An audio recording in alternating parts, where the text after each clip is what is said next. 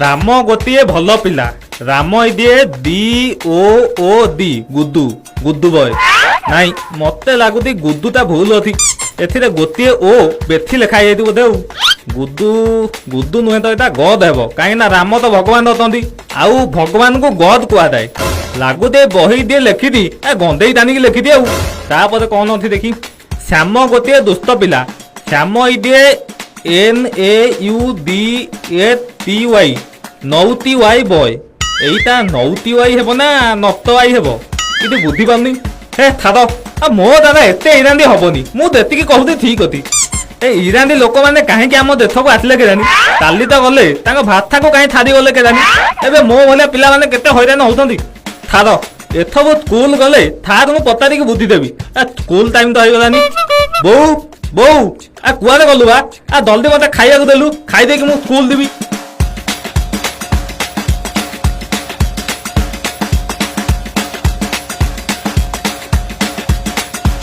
आदि मते स्कूल जल्दी पहुंचवा को पड़िबो आ थेती स्कूल पाठ दाहा पाखरु हेले देखि कि लेखिया को पड़िबो आ नहले थार पूरा मते अद्दा रथुना थेतला होलिया थेती पकेबी ए भीमा अरे आज कोन एते तरतर रे जाउछो आ सुनो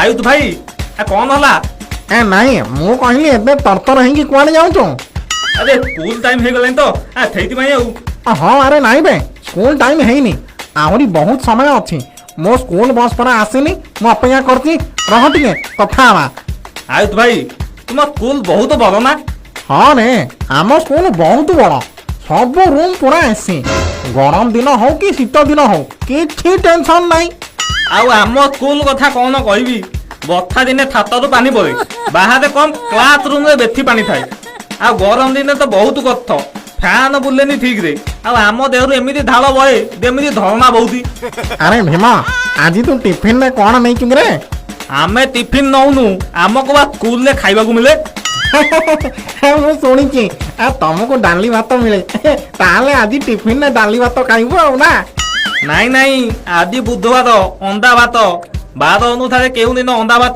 केउ दिन डाली भात आउ को दिन सोयाबीन बड़ी तरकारी मिले तमे सरकारी स्कूल छुआ डाली भात किया छुआ आमे किंतु घर टिफिन नहीं कि जाऊ आयुष भाई आदि कौन आनतो की टिफिन ने आज आज मो पास्ता नहीं कि जो दिन जहाँ कहे मम्मी बनई की टिफिन में दे दियंती तमे बहुत भाग्यवान पिला मन इच्छा भल दिन तो खाइबा को पाउथ आयुष भाई तुम स्कूल रे खेलिबा को थारंदी की अरे हाँ रे आम स्कूल में बहुत बड़ा प्ले ग्राउंड अच्छी से सब खेल हुए जहाँ को जहाँ पसंद से खेलती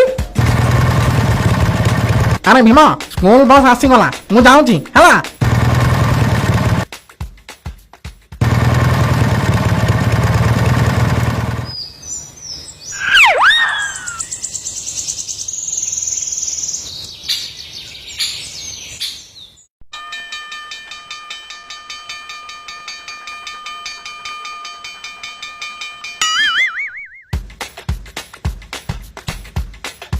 तीन नंबर प्रश्न ददू पाखरे 45टी चॉकलेट अच्छी तार बापा ताकू आउ 22टी चॉकलेट देले तेबे ददू पाखरे मो तो केतोटी चॉकलेट हैला कौन हैला ददू पाखरे 45टी चॉकलेट अच्छी ददी 45टी चॉकलेट अच्छी से खाऊनी कहीं एते चॉकलेट रखी से कौन दुकान करिवो ता थोड़ा ता बापा आहुति 22टी चॉकलेट आनिक देले ता बापा भारी भल लोक दे ताकू एका थके 22टी चॉकलेट आनिक दउथंदी किंतु मो बापा गोटे चॉकलेट हला दुईटा चॉकलेट केबे भी आनि देई नांदी सेईटा भी मु कांदिले आनि की दियंदी नहले जल्दी दुकानी खुचुरा न फेरेला चॉकलेट धरे दिए तेबे बाध्य होय कि चॉकलेट आनि की दियंदी छाड़ो मो भाग्य तो खराब आउ ए अंकटा बहुत कष्ट अछि मु एटा करि पारिबी निद भी आछिलानी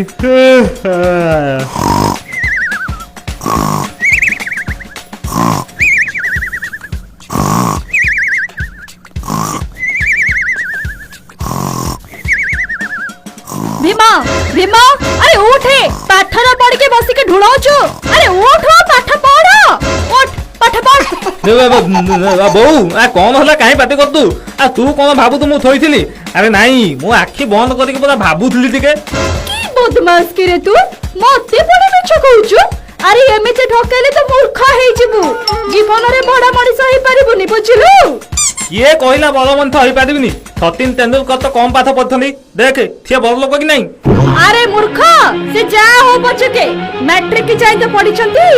আরে ভাল ক্রিকেট খেলুଥିଲେ হেলে তু কিন্তু যেমিতি পাঠ পড়ুছ না ম্যাট্রিক হেড়বে দেই পারিবনি না পাঠরে না সাঠরে তু কোথরে নুহ খালি গরু ভଳିଆ খা গধ ভଳିଆ ଶୋଉଥା।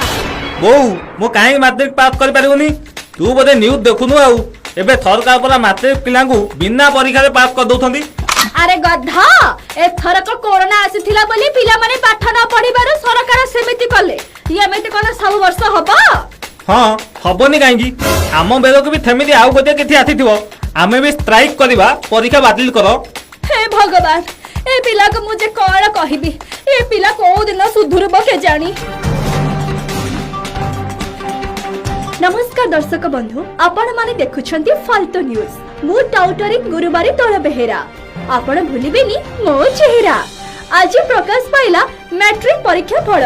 ଚଳିତ ବର୍ଷ କରୋନା କାରଣରୁ ବିନା ପରୀକ୍ଷାରେ ପିଲାମାନଙ୍କୁ ପାସ୍ କରି ଦିଆଯାଇଛି।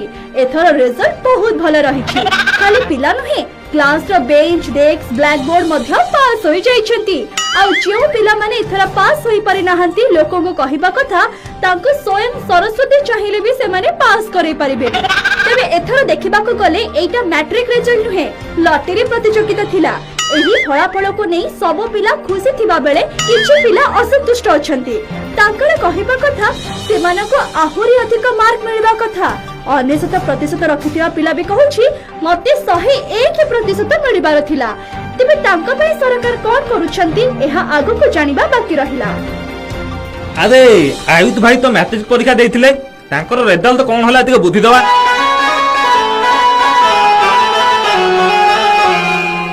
ଆୟୁଷ ଭାଇ ଓ ଆୟୁଷ ଭାଇ ତୁମ ରେଜଲ୍ଟ କଣ ହେଲା ପାସ୍ କରିଛ ତ? আরে হ্যাঁ পাস করছি। ତାହେଲେ ଆଉ ଡେରି କାହିଁକି ଦିଅ ମିଠା ଦିଅ।